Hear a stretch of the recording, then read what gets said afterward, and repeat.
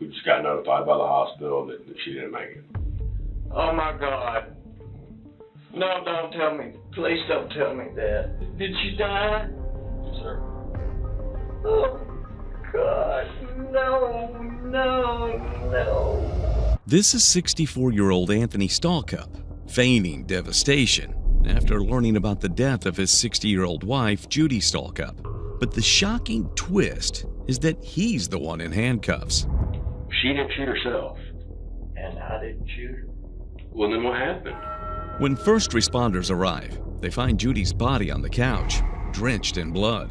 Anthony turns the horrifying tragedy of his wife's death into a comedy act. But that very attempt at humor is about to turn his world upside down. Well, Tony, guess what? I'm going to call you a liar. You got a woman that you say you love that is fighting for her life right now, and you're trying to feed me a line of bull like that. But his lies are just the tip of the iceberg. And as the interrogation proceeds, Anthony is about to do something so bizarre that it leaves the detectives stunned. Man, what are you looking at yourself for? On July 10th, 2019, police officers were dispatched to 6230 Noble Road in Paducah, Kentucky, following a disturbing 911 call. Inside the camper, they found Judy with a gunshot wound, lying in a pool of blood. However, she was still alive when they checked her pulse, so they quickly rushed her for medical assistance. They also found Judy's husband, Anthony, inside the camper. At that time, Anthony was visibly intoxicated and struggling to follow basic commands. However, as soon as Anthony gained his composure, he started staging his story, which would soon land him on the suspect list. Who else was in there? And I said, nobody. Nobody? It was just you and her? Yes, sir. How did he get in there? And I said, well, I called him. Okay. I said, Lord God in heaven. So, Judy's shot. Somebody come help me. Okay. And you were asleep? Yes, sir.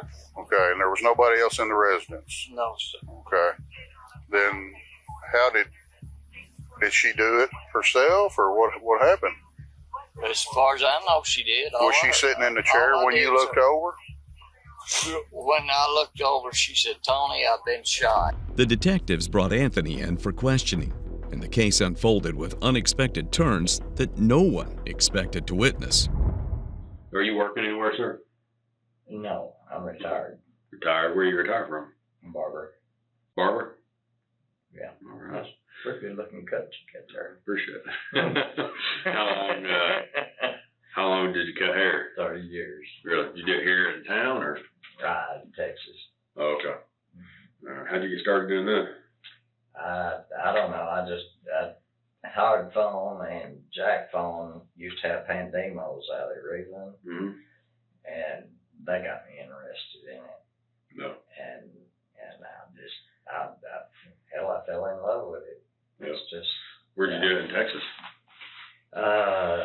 Sonny's Hair Designs by Accent. Okay. I'm a nice guy. Yeah. Okay, I really am. I'll just go with the flow, and I'll do what I gotta do, and that's. Anthony appears cheerful and casually chats with the detective, as if nothing's wrong. From the very beginning, it seems his goal is clear: to paint himself in the best possible light. So I lay there, and I'd probably been asleep about 10 minutes, and I heard kaboom. And I said, what the hell did you... You shot me. I said, I was asleep. I didn't shoot nobody. And she said, well, I guess you won't have to worry about me no more. And she just fell over in the chair. And I got up, and I called the neighbors. Of course, I mean, what am I going to do? I called the neighbors, and I said, Judy's been shot. Do what? I said, Judy has shot herself. We'll be over in a minute. I said, Alan, I'm going to prison. Because I'm an ex-felon. I ain't even supposed to be around guns. Man. And I said, she has done me beyond belief again. And I said, I don't know what to do. I don't know what to do. She said, well, we'll be over a minute. And then all of a sudden, the cops was there, and here I said it.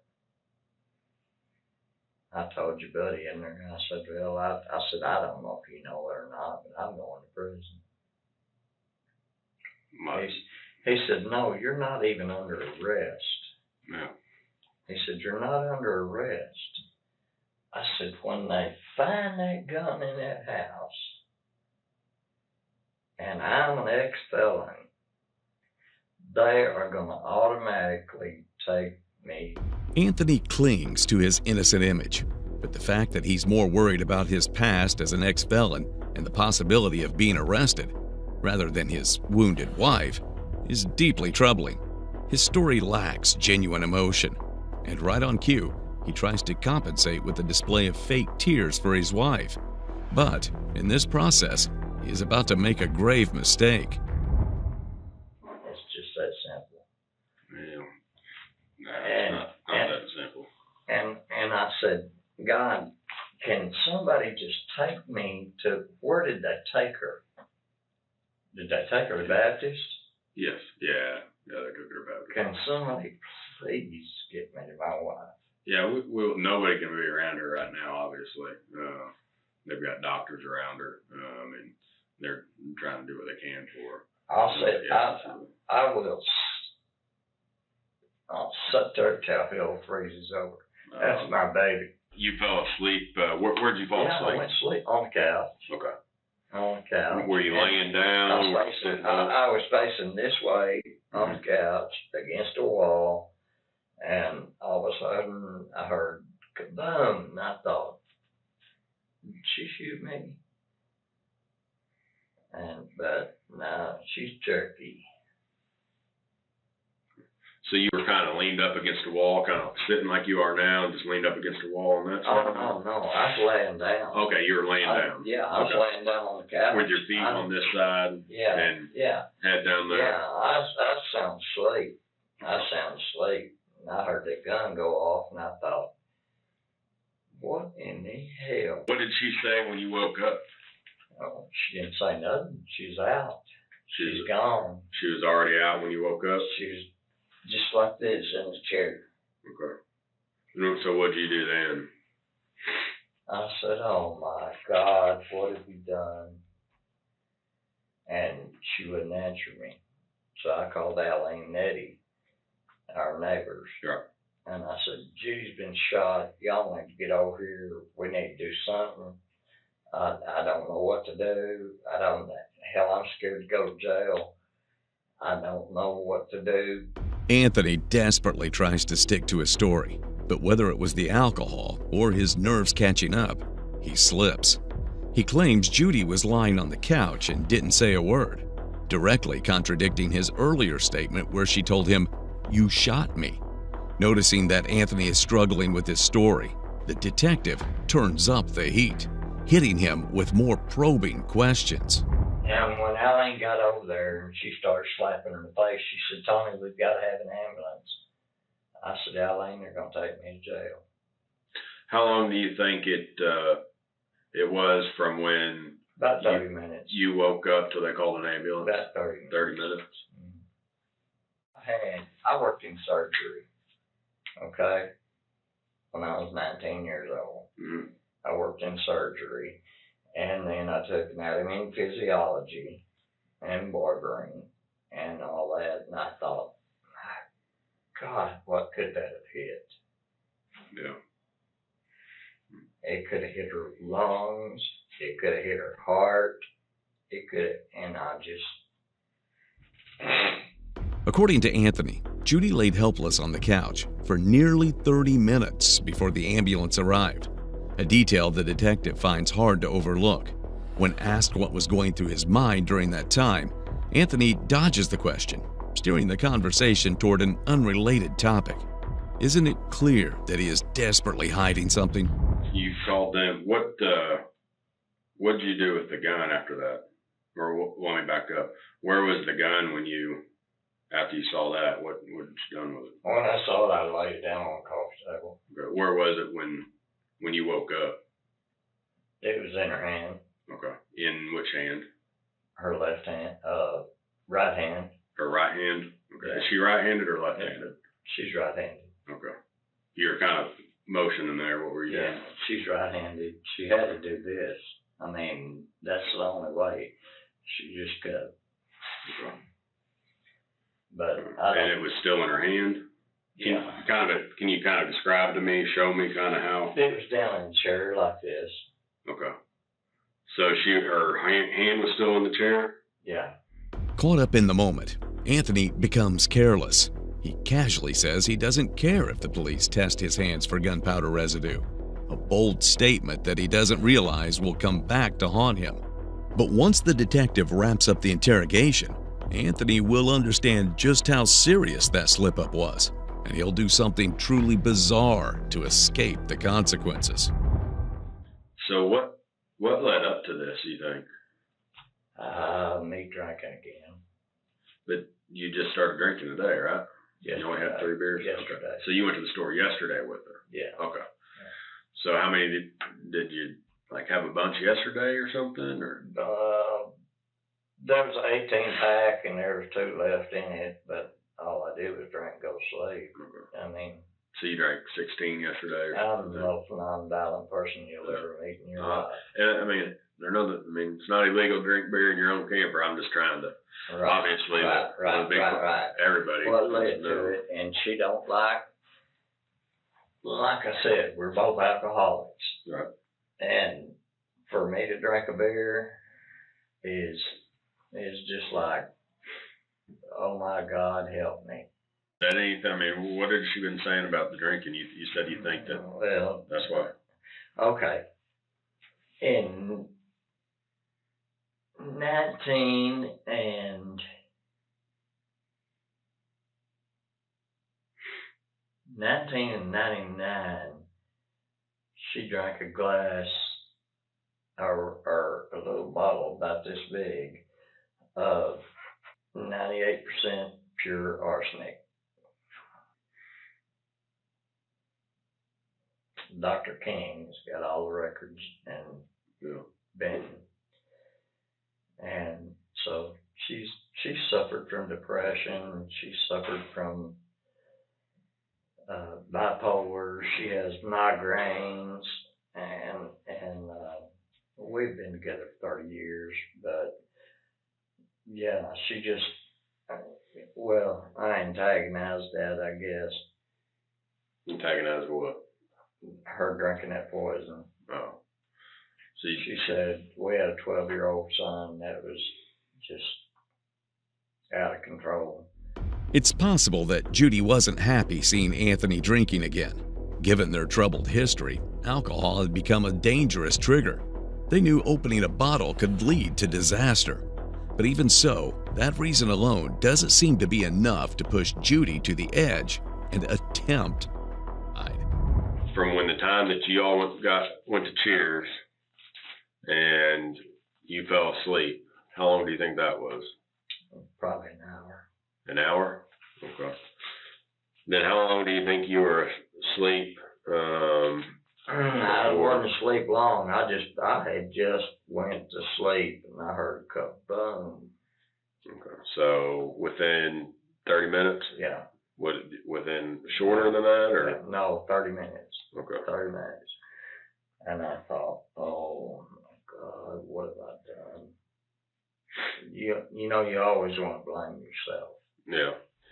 Well, I mean, why would you be to blame in this situation? Well, if I wouldn't have went and got no beer, she wouldn't have done this stupid. Well, yeah, but I mean, if she went with you, if she said she's going to buy it for you one more time, surely she can't be that upset about it. Like I said, she's Cherokee. Yeah, you said that before. You mean, what does that mean? You ever been around the Indian? Well, yeah. You saying she got a temper, or what do you mean? Oh yeah, when she gets something in her head, that's it. It's over. You can't change her mind. You just can't even talk to her. I've been asleep probably about 30 minutes. And then, bam.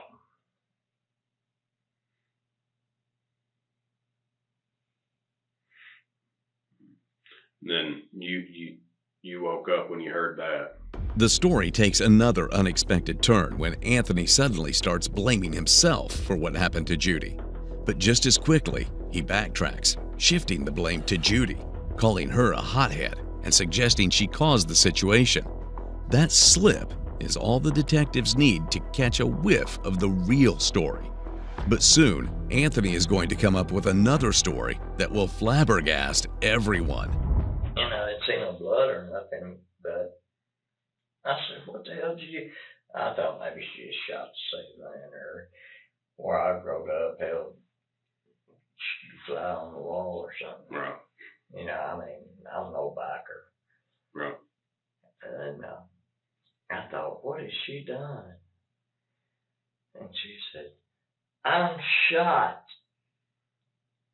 And I said, oh, you ain't shot. Leave me alone. Just let me go back to sleep. And it got real quiet. And I rolled over and looked at her, and she just... And I said, oh my God, what have you done? And I called Eddie and Adeline. I said, Eddie, y'all, somebody get over here. Something's wrong. I think Judy shot herself. I don't know what the hell's going on, but please come over. And then you noticed that she wasn't saying anything? Yeah, and I tipped her over, and that's when I saw a gunshot hole right here. And I said, So is that like the first thing you did after you heard that is ask her what she did? yeah, I jumped up because she was already over like this, and I jumped up and I said, Judy, wake up. Judy, don't do this, because she's done stupid before.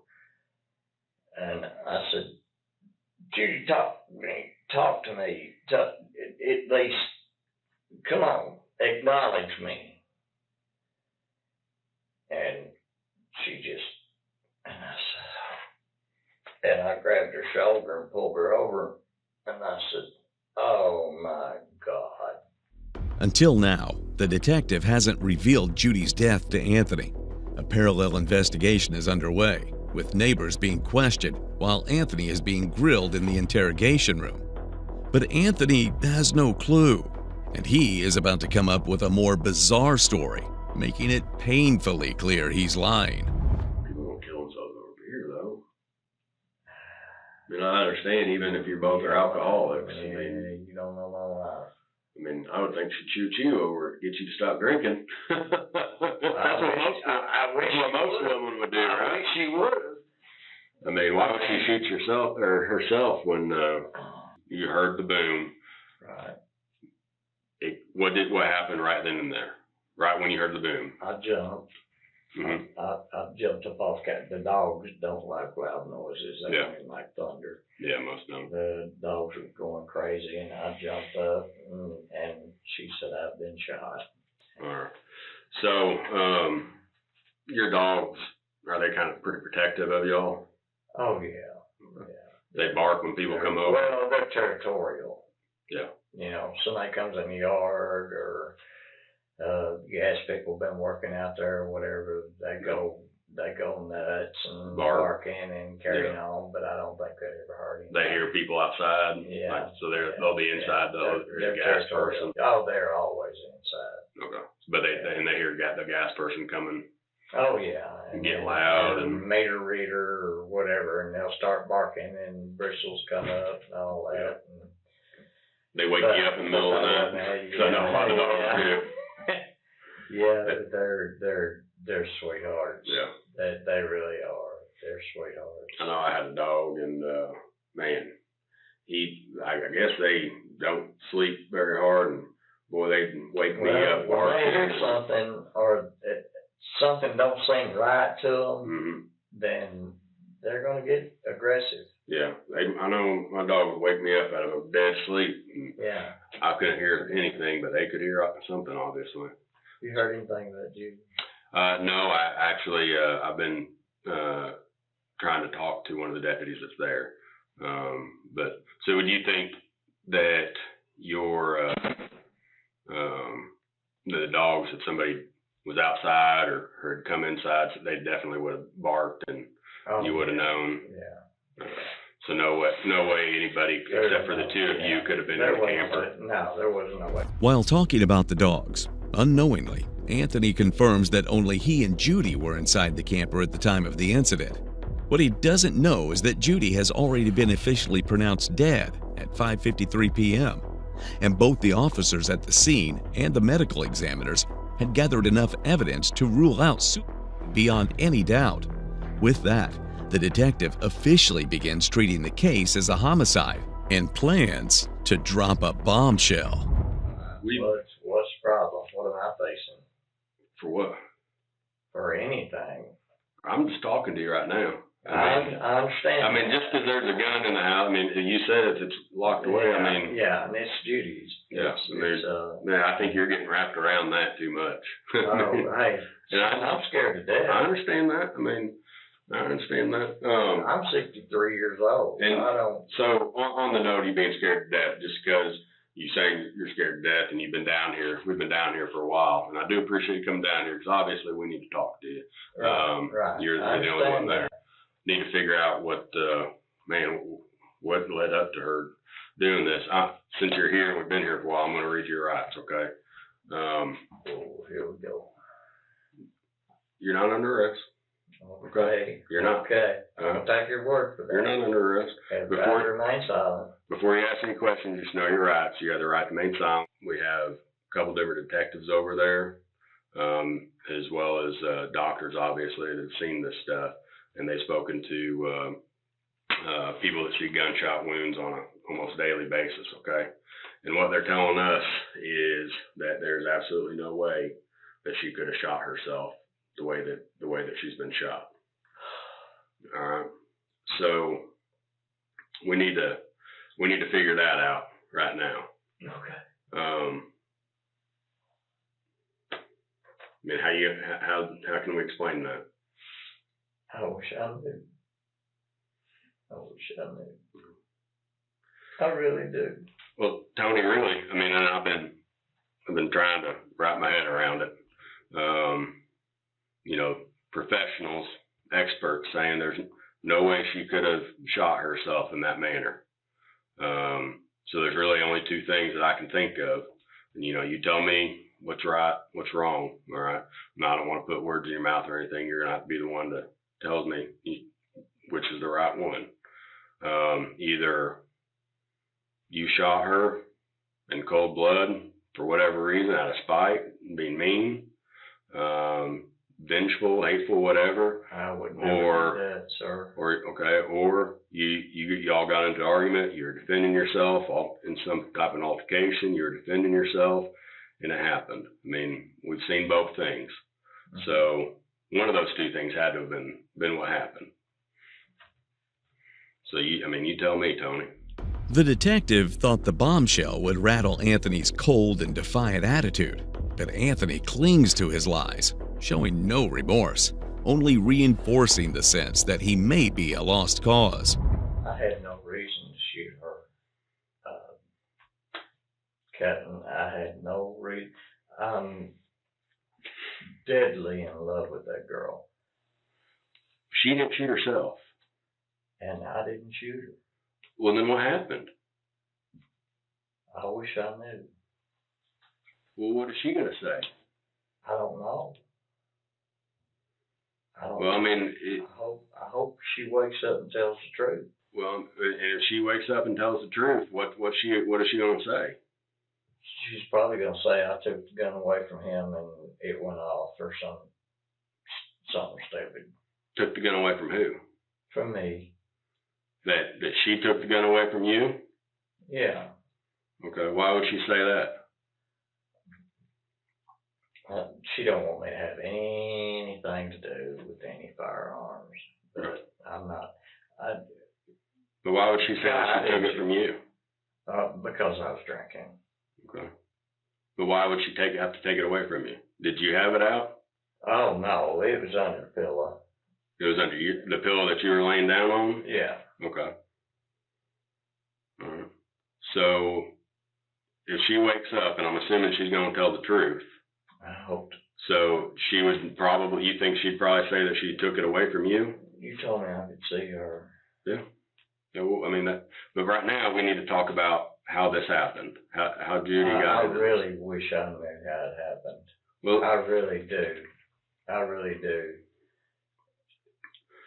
All I know is I heard a bang and she said, I've been shot. And I really wish I knew how it happened. Anthony had a chance to take responsibility for his actions, but he chose to lie again. This time, he takes it even further, claiming that if Judy were alive, she would defend his innocence. He then spins yet another version that stuns the detectives. Well, Tony, guess what? I'm going to call you a liar. You are lying to me, and you need to start telling the truth right now. You got a woman that you say you love that is fighting for her life right now, and you're trying to feed me a line of bull like that. Well, maybe I thought it would scare her. Scare her what? What do you mean scare her what? I mean, how's that going to scare her? She's right behind you. It's going to hit her. She saved me for 30 years. So did you point it like this at her to scare her? No. Then how were you to scare her? No. It was under the pillow. I didn't think it'd go anywhere. So you thought that you were going to scare her by making her think that you were trying to kill yourself? Yes, sir. Or by shooting Yes, sir. and thinking? Yes, sir. So you didn't think that somebody a foot away might get hit by this bullet? No, sir. That never crossed my mind. How does it not cross your mind? I don't know. I'm stupid, I guess. I mean, bullet stops once it hits something, right? Sometimes. I thought. It's got to hit something like this. You thought a pillow was going to stop it? Yeah, I thought the pillow in the couch was going to stop it. Yeah. Come on, man. I did. I swear to God, I did. So you were willing to risk your wife's life on thinking that this pillow or this couch was going to stop a 9mm round. Anthony is tangled in his own web of lies, rambling aimlessly without considering the consequences. Desperate and grasping at straws, he's clearly trying to save himself, but the detective knows it's time to shift gears and bring out the hard evidence to corner him once and for all. Now, so is there, when we search your house and look at this couch and look at this pillow, right? What's that pillow going to tell us? It should have a bullet hole in it. Should have a bullet hole in it? Yep. Promise you. Well, I mean, if I knew that that's what I did, then, I mean, there's got to be a bullet hole in there. And I'm telling you right now, guess what else there'd be? You'd have marks to your hair, and you don't. So there's GSR there. So you're still feeding me a line. I'm not. As Anthony continues to downplay the seriousness of the situation he's in, the investigation team decides to turn up the heat by bringing in the sheriff to join the interrogation and intensify the pressure. Initially, when we got this call this afternoon, I've been kind of involved with it, okay? Yes, sir. And I've listened to everything that you've said. I've been at the hospital. I've talked to medical professionals about this. Is Judy okay? I've seen the layout of this trailer, and here's my concerns, okay? Okay. I know you're at a tough spot, okay? But as Captain Norman has told you, now, if there's ever a time to tell the truth, it's now, okay? hang on, hear me out, okay? Yes, sir. Because we've still yet to hear it, and here's why. Because now, I'm not going to go back and reminisce on the variations of stories that you've given, but now we're to a point to where, if I may, you're expressing and explaining that you're laying on this couch that's here. Yes, okay? sir. Judy's kicked back in this recliner. Well, there's a wall right here, okay? Yes, sir. And this wall comes up, right? Yes, sir. Okay. And your head's right in here. You're laying here like this, correct? Yes, sir. On the couch. Facing the wall. Facing the wall, okay? All right. If, and only if, your version now is true, do you know where Judy would have been shot? No, sir. At best, just above the ankle. What we have established through the evidence and through medical professionals is that, as it's already been expressed, she did not do this to herself. Okay? There's some information that we have that we know unequivocally that you were the only two in this trailer. Okay? So that leaves you and only you being the only person capable of shooting her. Okay? Now, hear me out. Hear me out. You promised you'd hear me out, okay? Yes, sir. Here's where things get so sticky, okay? Because there's going to be people to paint you out as a monster. They're going to paint you out as being a premeditated, cold-blooded killer, okay? Now, listen to me, all right? Things happen, and things happen quickly, all right? But here's where you've got to stop and recognize and realize the importance of telling the truth, okay? Because minus the truth, Tony, people can make this into whatever they want, all right? But here's the thing. What makes it look really bad and what makes the really bad version look more believable is whenever you're telling one untruth after another untruth after another untruth. And the thing is, the only time that you are becoming a little more truthful is after we have expressed and explained the impossibilities to the story you just gave, okay? Now, hear me out. Now, we have now, yet again, another untruth. There's no way, it's impossible for this gun to have been under a pillow, you facing the wall, you pull the trigger without taking aim at her. Now, what I don't know, because I wasn't there, and nor was Captain Norman, what we don't know is what escalated. Once again, they lay everything out for Anthony. No matter how hard he tries to twist his story, the expert analysis and physical evidence from the camper tear it apart. He's finally forced to face the truth. And just when it seems like he's hit rock bottom, Anthony makes things even worse. He tries to outsmart the detectives and is about to get caught in the act.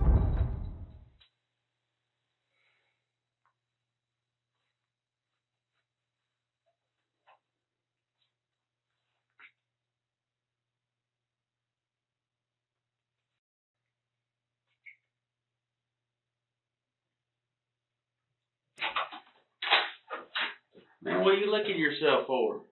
Oh, just itching. Itching. Have anything to do with that GSR, does it? Oh, no. Here, you can do whatever you got to do. He's going to get the kit. You're in here licking and wiping your hand off. Oh, I've got psoriasis.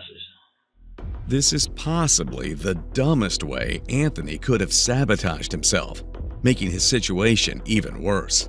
He thought he could escape with his lies and the reckless act of wiping off gunpowder residues. But the detective uncovers another crucial piece of evidence from a parallel investigation that can potentially pin him down. What's going on? Yesterday, this man come over to my house. You live over here? I live right there, yeah. Okay. And he was drunk. Yeah. And he was talking all kind of crazy. And he said he had a gun and he was thinking about shooting somebody and all that, so he just brought the conversation up like out of the blue? he said, I need to cool off. I was like, what's going on? I haven't met the man from Adam, you know? Mm-hmm.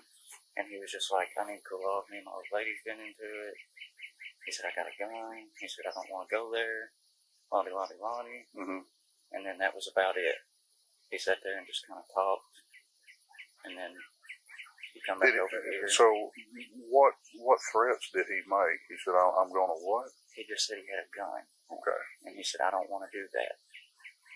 But was he implying I don't. that? Okay. I don't know what he was getting at, Mhm. but I could smell alcohol really, really heavily on him. Mhm. And he was just. You never dealt with him before? I've never met the man. He was Okay. just. It was kind of odd. As if things weren't bad enough, Anthony starts turning on his neighbors, trying to shift the blame onto them. He denies every piece of evidence that could prove his guilt and is desperately holding on to his lies. Well, neighbors sell drugs. Need a confidential informant? We'll talk about that maybe a little later. Do you remember going over to your neighbor yesterday and talking to them? After you and her had an argument, you and Judy had an argument, you went over and talked to your neighbor? No, he come over my house. Okay. You were talking to him after Yeah. telling him Yeah. that you had an argument, that you and Judy had an argument? No, I don't. And that, I do not so what, share our. what did you talk to your neighbor about then? Oh, I've got a Bose stereo Mm-hmm. hooked up to my TV, and I said, "Come here, Cody, and listen to this." But as far as Eileen and Eddie, no, they don't.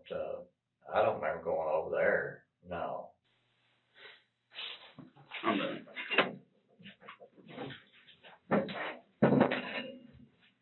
We're gonna get some paperwork together, okay? A little glass of water or something. Get you a glass of water. We're gonna get your paperwork together. Thanks, okay? sir. I appreciate it. All right. Since Anthony refuses to back down, even in the final stretch, the detectives decide to break the news of his wife's death, hoping it will make him pause and reflect on his actions. I don't know how to say this other than we just got notified by the hospital that she didn't make it. Oh my God. No, don't tell me. Please don't tell me that. I'll let you. Did she die? Yes, sir.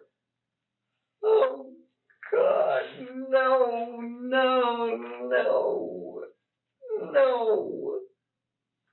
No, please don't tell me that. Please. No, God, no. Oh God, no. What am I gonna do without her? I'll let you stay in here for a few more minutes, and then I'm gonna Can take. you listen? You just Nah, they're hurting me. well, I'm gonna give me a few minutes. I'm gonna let you have a few minutes in here, and then I'm gonna take you on over to the jail. Okay?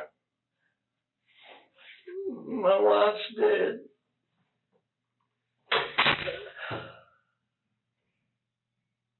Though the news of Judy's death brings Anthony to tears, he still refuses to confess his guilt to the cops. Was it his battle with alcohol that spiraled out of control? Or was Judy's death the result of a cold, calculated act, fueled by a hidden grudge? The trial lasted just one day before the jury returned a verdict.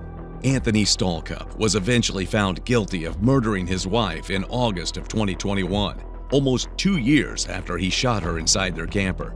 In 2023, the Kentucky Supreme Court convicted Anthony of the murder of his wife and sentenced him to 35 years, plus 8 years for unlawful firearm possession, for a total sentence of 43 years in prison.